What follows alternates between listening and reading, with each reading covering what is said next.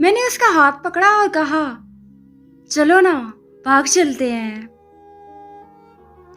उसने नजर भी ना उठाई, हाथ उड़ाकर पलटी तो बस इतना कह गई,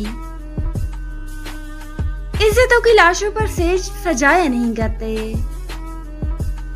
इज्जतों की लाशों पर सेज सजाया नहीं करते, अपनी खुशी के लिए अपनों को रुलाया नहीं करते।